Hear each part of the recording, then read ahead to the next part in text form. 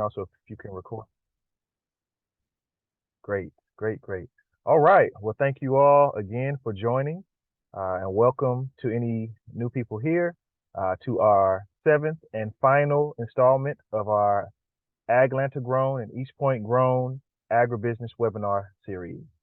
Tonight, we have a great presentation in store where we'll be discussing Organic Certification 101, uncovering some myths, and also giving you all some tools to share and help with your processes. We have a great presentation from some new presenters. I know you're used to good agriculture, Kirsten and Alex, but we have transitioned for this last installment to the professionals with quality certification services. So we can go into our introductions here. Again, want to just make some time to introduce our AgLanta team. Normally we just, introduce the AgLanta Grown team, but as the last webinar, I want to make sure that everyone knows our full AgLanta team, our Urban Ag and Food Systems team with the City of Atlanta. We have a full food system approach to our work, led by our Urban Agriculture Director, J. Olu Bayowu, as well as in partnership with the Office of Sustainability and Resilience, as well as Department of City Planning within the City of Atlanta. Elizabeth Beek is also on our team as a food systems planner. She largely leads our municipal land leasing program, the AgLanta Grows a Lot program, and she works very closely with the Urban Food Forest at Browns Mill. We also have Michelle Wiseman, who is in the Office of Sustainability and Resilience, working on our Food Matters work, which is largely our waste diversion and outreach.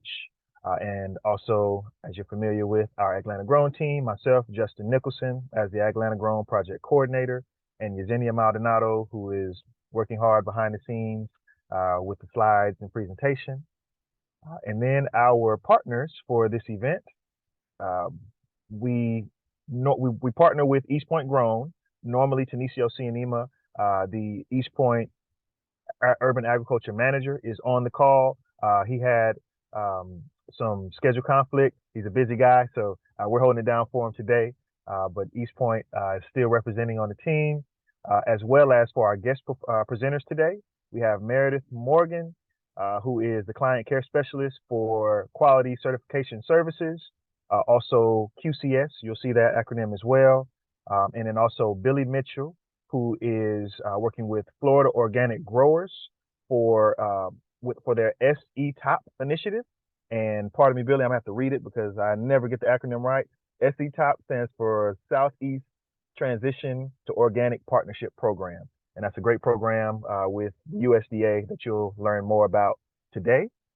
But before we get into our presentation, definitely want to make sure we keep it consistent with acknowledging the land, territories, practices, and cultures of the indigenous peoples, forcibly removed First Nations in our region in Atlanta, that is the Muskogee Creek peoples, and the enslaved people of the African diaspora, who were forcibly removed and forced to build our economy from the ground up largely. And those are largely our current agricultural food systems workers, as well as migrants and immigrants.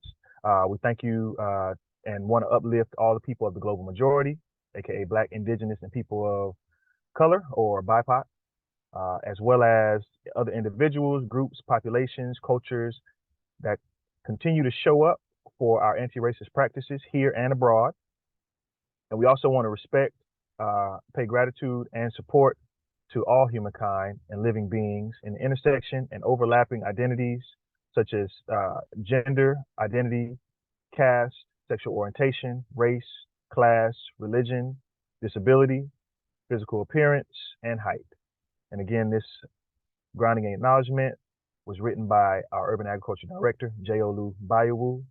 And we'd be remiss if we did not mention that no one is free until we all are free, a quote from Reverend Dr. Martin Luther King. Okay, all right, without further ado, I think it is time to get into the heavy material, and we will pass the mic over to Meredith Morgan, who will be leading our program today. So thank you, Meredith. Thank you all so much for having me. It is a true honor to be here. I'm excited that we can make this happen. So since a lot of folks maybe are newer to certification or have kind of been thinking about it and have done a Google search and are like, oh my God, this is terrifying. I wanted to kind of start off with a little kind of common myths and misconceptions little poll that I believe Yesenia is gonna queue up for us here. So if you guys just want to hop in, we'll do them kind of one at a time. Just answer, this one is, you need to get your soil tested before you can apply for organic certification, true or false? All right, getting some answers in here. Love it. All right, looks like we've got 5 folks doing it. All right, so we'll end that one. Okay, ooh, wait for it. All right, so we had 4 people say that is true, and we had 2 people say that is false. And that is in fact false. You do not have to get your soil tested before you apply for organic certification. You absolutely can do your own soil testing, or if you are concerned about pesticides and residues. And it's always a good idea to check your pH and nutrient levels, but you do not have to get your soil tested for contamination before you get certified. So that's fun. Let's go to the next little question here. All right. It takes years and years to achieve organic certification. True, false?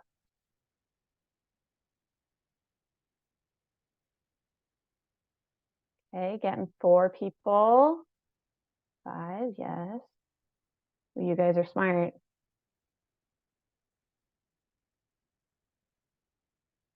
Okay, cool. So we got 6 answers there. That's awesome. So this is false. It does not. Once you apply, it is typically a fairly straightforward process. It takes usually on average about 3 to 4 months. There are some things that have to do with land use that kind of gets muddled in with that. We'll talk about that a little bit later. And if you have questions, let me know. But once you apply, it's not like we're going to put you through the ringer for a decade and go like, no, we're holding it on a high ivory tower. So it does not take years. Go ahead with the next question. The purpose of the organic certification process is to strengthen the integrity of the USDA seal, USDA organic seal, I should say, that fun little green circle friend I've got right up there. Cool. All right, so we've, evenly matched, true and false, 3 and 3. So this is true. The purpose of the certification process is to make sure that everybody is compliant with the program. That's its main purpose. Weeding out bad actors, weeding out fraudulent activity, et cetera. But really all that we as a certifying agency are doing is making sure that you're compliant. It's not a personal vendetta against one person or anything like that. All right, let's go to the next one. Organic certifiers want you to fail. Period. Full stop. Just like, no, get out of here, get out of town. Can't have you around in our pristine certification. All right, we got 5 folks. One more. Anybody else? No? Well, you all got it right. That is false. We do not want you to fail. Again, we want you to be compliant. There is a big difference between saying get out of the system and we just want you to be compliant. That's all that we don't have any invested interest. So yeah, we don't want you to fail. Okay, go ahead with the next one. I think we got a couple more, and then let's see. Oh, no, next, no. Uh-oh, I think I might have frozen. There it is. Okay, let's see.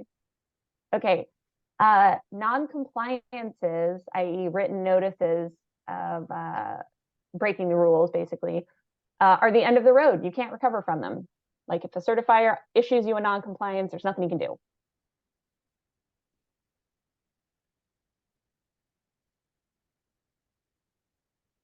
I got 5 folks. This is also not true in every case. There are some cases where it is the end of the road. But even then, it's just you have to go back into a transition period. So getting issued a non-compliance is by no means saying you're out of the game for good. All right, let's go to the next question. I think there was only 5. Oh, was that it? Okay, perfect.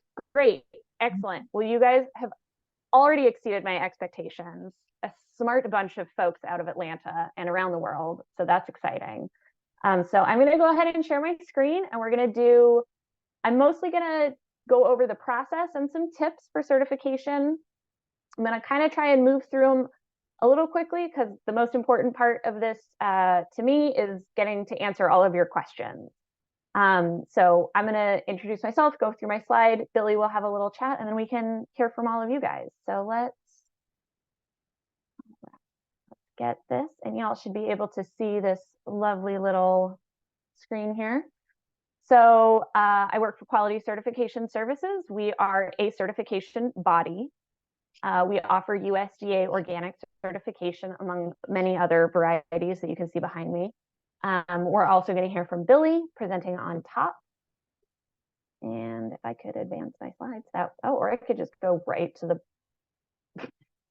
good Lord. Well, this couldn't be going worse. Sorry, hang on, guys. Excellent. Starting again.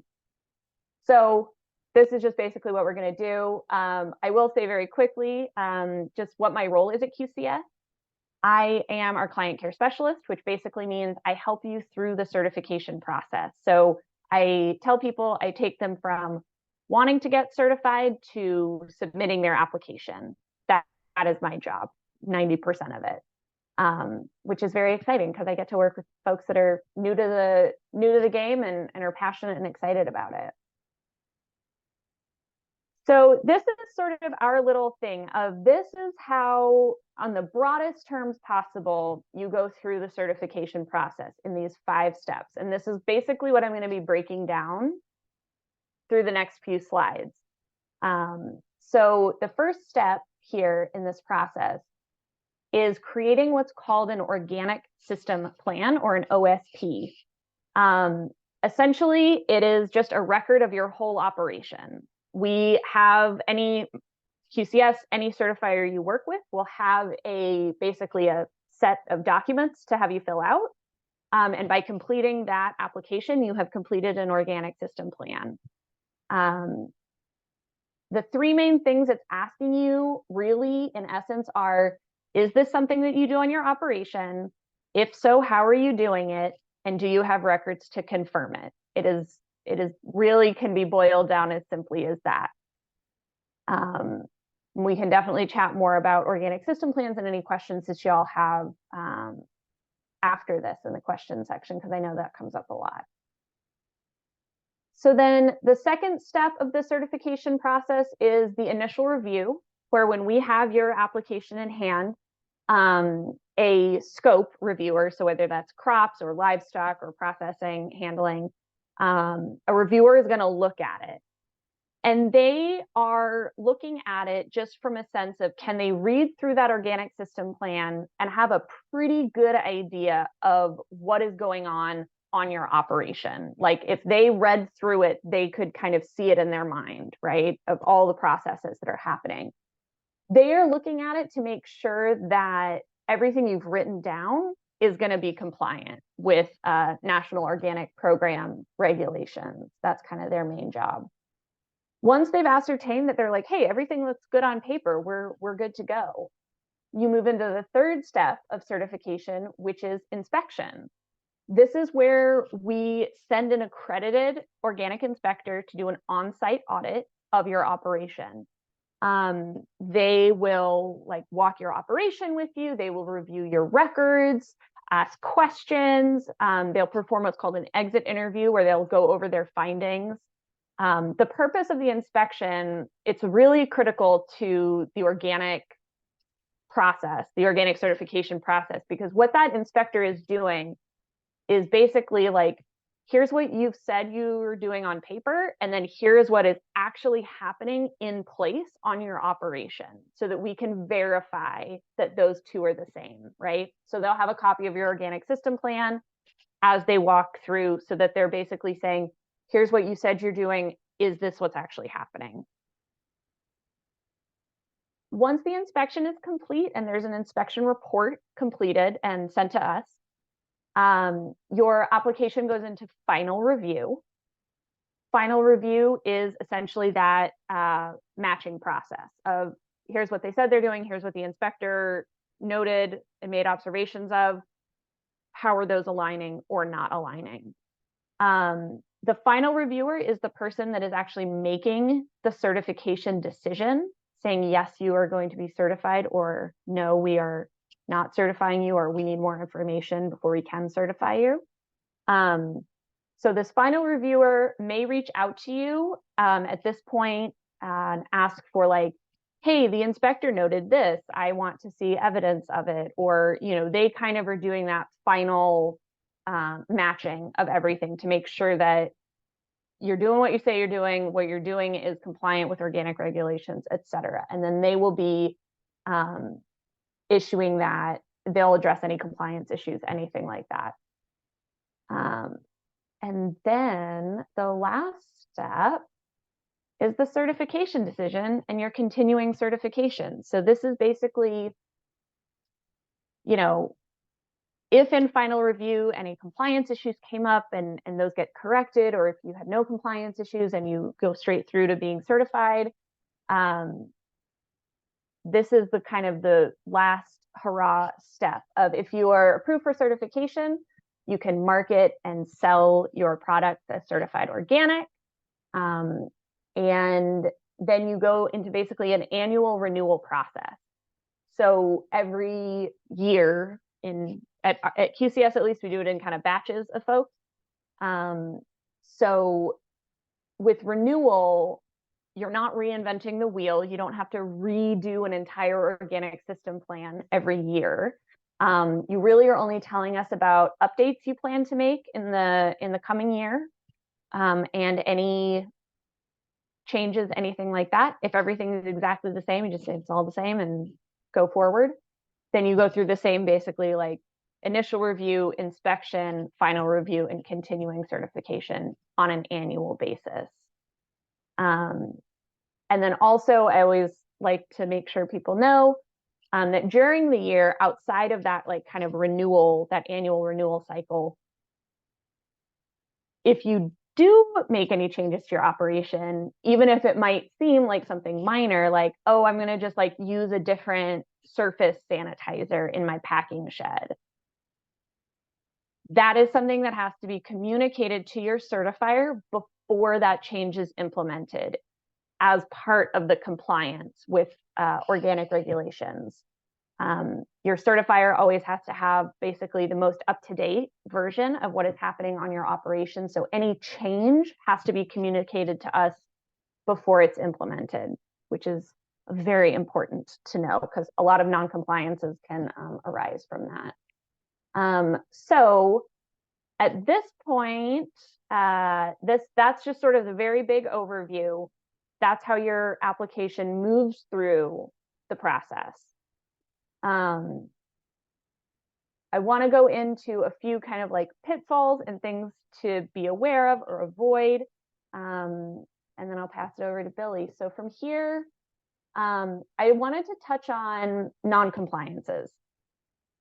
So I've been saying that a lot. It is exactly what it sounds like. It is basically us issuing you a written citation saying, hey, because of, 205.601-I, which is this regulation, your operation is not in compliance. So it's a citation that we issue you. And then what do they mean for your operation? What they mean for your operation can be a little different in terms of the severity of it. So if, for example, like if you got issued a non-compliance because you spread sewage sludge all over your fields, then it would go, that non-compliance means that you're like out of the game. You got to start a 3-year transition again. But in general, if it's a minor non-compliance for something like record keeping, then, or like insufficient, information for something, you have 30 days from the time that we issue you that non-compliance to resolve it, to basically show us evidence that it's been resolved. You can also, within that 30 days, you can also request mediation as well.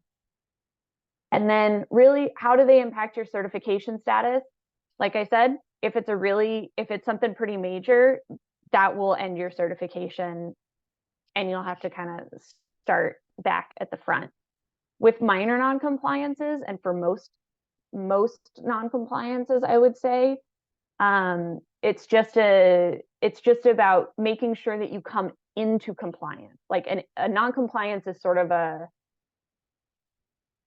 just being like, hey, you could be doing better, and here's how you could be doing better. So we want you to resolve them. We want you to give us evidence that you fixed it. We want to make sure that you are upholding the integrity of that USD organic seal. We talked about resolving a non-compliance, and then I will talk a little bit later about some things to avoid non-compliances, but really staying up to date with your certifier, making sure you have records, knowing the kinds of things you can and can't put on an operation, et cetera. Those are big ones that we see. Oh, and not paying your bill. That'll also get you a non-compliant. I wanted to talk briefly also about record keeping. This is the actual regulatory text. But at the bottom is a good rule, which is if it happens in your operation, write it down and keep it. Record keeping is a major component of organic certification. And while it may seem crazy when it's like, why are you asking me for the receipts for seed packets from 2 years ago? Those are the kinds of building blocks that we use in order to do what are called traceability audits, basically being able to show from the seed to the sale that an organic crop has maintained its organic status the whole time. Record keeping also comes in when it comes to how often are you applying fertilizers? Are you cleaning your tiller between a conventional field and an organic field? All of those things. So record keeping is very important. And crucially, it does not have to be in any kind of special fancy format in order to be compliant. It has to be adapted to the particular business that the certified operation is conducting.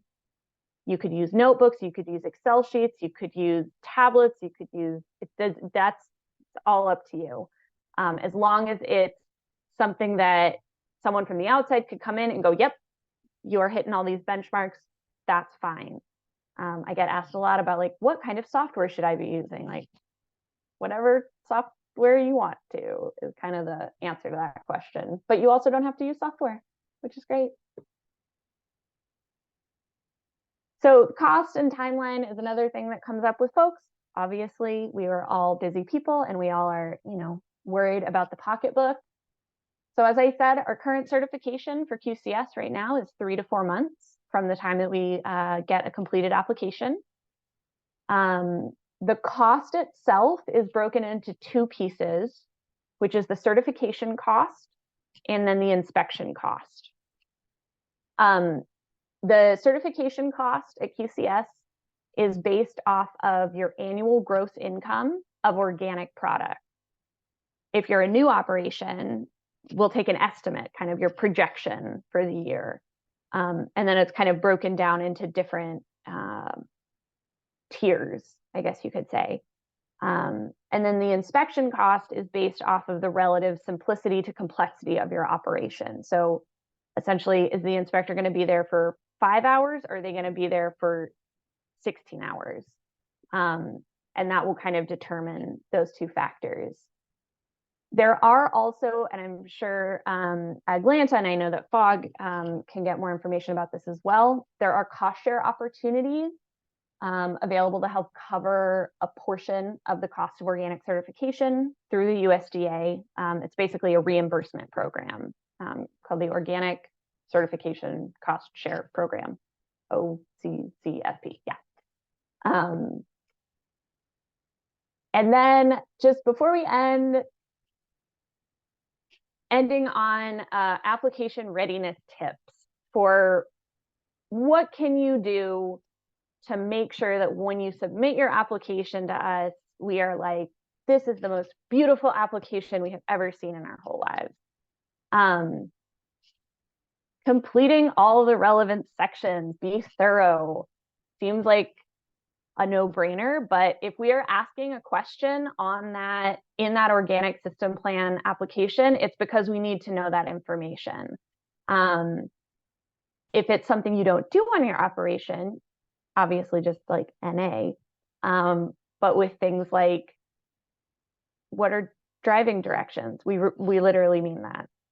Things that are as simple as that. But yeah, be thorough, look at all the sections, make sure you're completing everything that's relevant to your operation. Also including all of the attachments with your application. If we are asking to see a parcel map of your of the land you're using, Google Earth is great for that, or any other form of map that you have. You know, business licenses, etc. But having all of that documentation helps our reviewers get that really clear, full picture of your operation. As I just said about records, keep clear and consistent records. You have to hang on to them for 5 years so that if, you know, anything happens and we have an inspector that's going and saying, hey, I want to see that seed packet from 2 years ago, you'll have those records on hand for them. Also confirming that every thing, all of the inputs can be fertilizers, sanitizers, pest control, weed control, basically any substance you're using on your operation, that they're approved for use before you apply them. So that would just be a matter of picking up the phone, giving us a call saying, hey, Meredith, I want to double check that this is approved. I'll say, great, let me check. Oh yeah, it is approved. Let me get you to your reviewer. Talk to your reviewer. They go, yep, it's on your organic system plan. Go nuts. But just making sure that that is before the substance is applied. And then also I recommend checking out classes on the Organic Integrity Learning Center. It's a free learning module that free learning modules that the USDA has that cover a wide variety of topics. There's some great classes. I'm always happy to recommend certain ones to folks, but that is great. It will answer pretty much any question you have about organic. Not the most fascinating read always, but very informative and very good information. And these are some resources. I'll send these links all, I don't know, Justin, if you'll be sending a follow-up email, but I can definitely send all of these. The Organic Integrity Learning Center. There's the USDA Sound and Sensible Organics, which is kind of like a primer for folks that are new to organics. QCS also has a pretty extensive FAQ page. We also have an external resource page on our website that will link to things like the Organic Cost Share Program and some other things that I've mentioned as well. And then that's it. Quick and dirty. This is my contact information. I am always available to chat. Like I said, this is my whole job. I like helping people get through the certification process. You can feel free to reach me at my direct number, shoot me an email. If you call the main line that you get if you Google QCS, you will also get me. But yeah, thank you all so much for listening to that, again, quick and dirty description.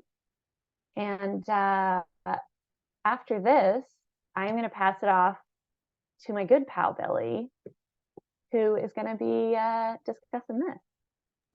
Thank you. Meredith, if you don't mind, so thank you so much for that presentation. But if you don't mind, could we open up for any specific questions for you Yeah. Oh, at this yeah. moment? Oh, yeah, absolutely. Absolutely. No problem. Yeah, I'd love to. Awesome. Well, I have a quick one. Is there an associated fee for your services My services? or the services of quality certification services? So pretty much all of our fees, like the certification cost and the inspection cost, and if you want to do any other, like if you're exporting or doing on-farm processing or things like that, that's pretty much the only fees that are going to be paid. So we don't have like a separate application fee plus, um, the certification costs and then the inspection costs. It's all covered under one thing. Awesome. So for clarity, if I wanted to call you up and say, Meredith, I'm having issues deciding the best way, or can you read my handwriting? Can I get you to come out to the farm and just give me a little advice on this? Um, can you do that? And is that kind of included in the package?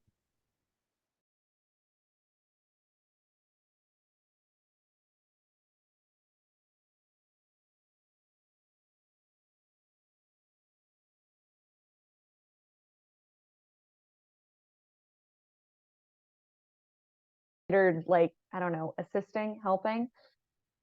Pretty much where that breakdown comes to is like if somebody calls me up and says, I'm having a really bad time with bagworms or something on my farm. What should I do?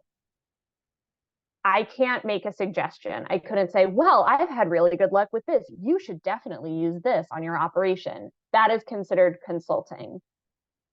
However, if someone calls me and says, hey, I'm having problems with bagworms, is this specific pest control method approved for use on an organic farm? I can either say yes or no.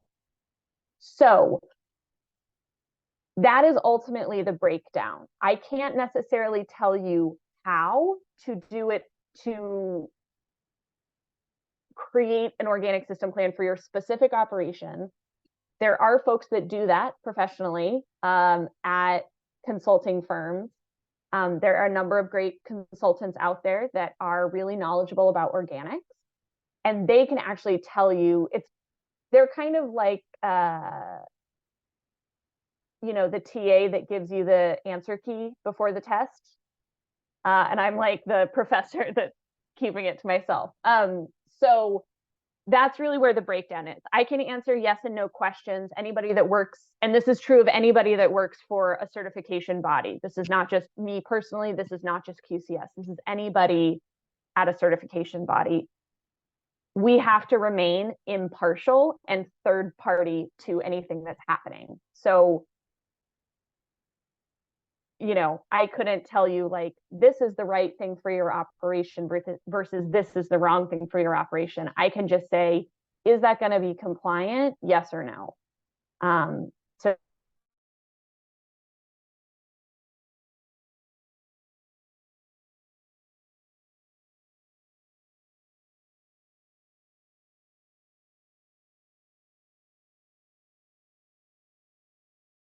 upholding the integrity of the system.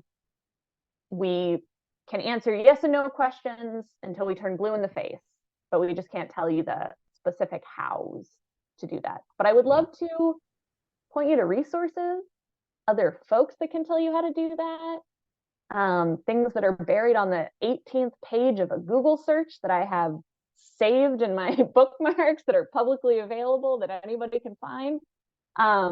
But yeah, it's up to you to come up with the ins and outs of that organic system plan. And we're just there to kind of like help you through the process. Or if you need like clarification of what is this question actually asking?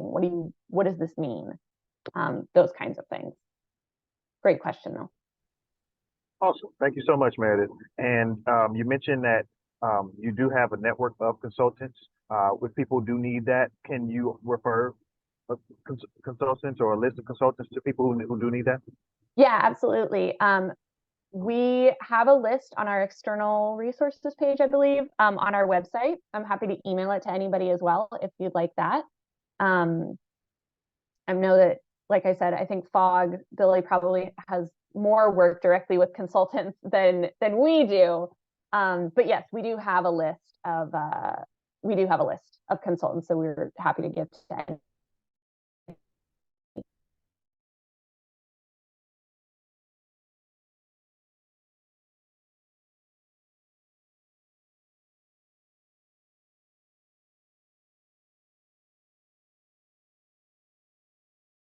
and y'all are making this too easy on me.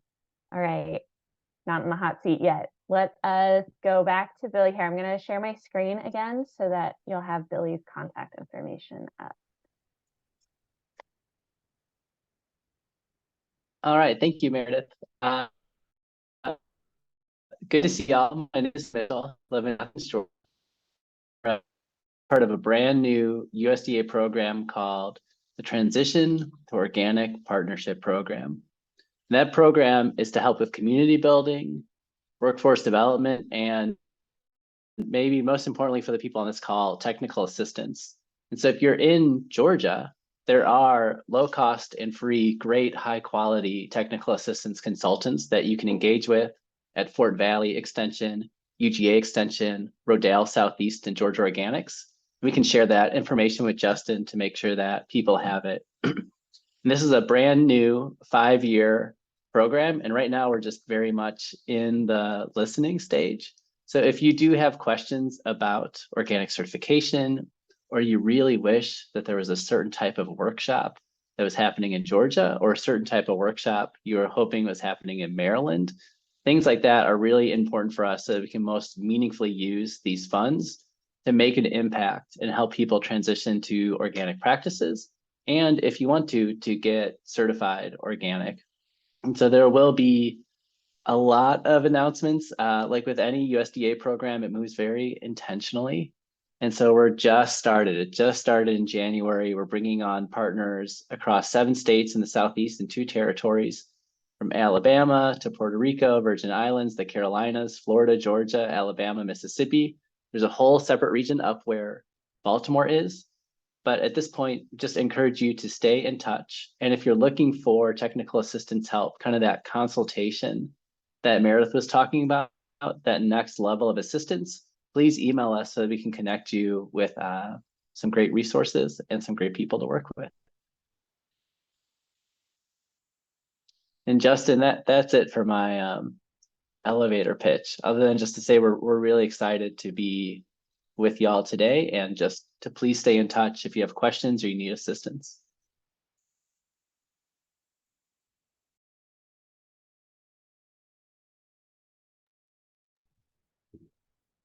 Awesome. Thank you so much, Billy. And I'm connecting the dots now. So you have the list of consultants. So that's great news. I do, yeah. So there's lots of opportunities for consultants in the Southeast. Great. Yes, great. And his FOG is not a certification body, so they are able to give that specific insight and those specific resources that QCS is not able to.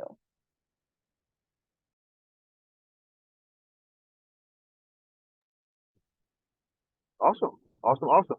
All right, y'all. Well, these are great resources. Definitely, if anyone has any specific questions, you know, we can, if you prefer, we can also end our recording to discuss any specific questions. You know, as in fact, perhaps if that is the end of the presentation, let's go ahead and do that. Let's end our recording.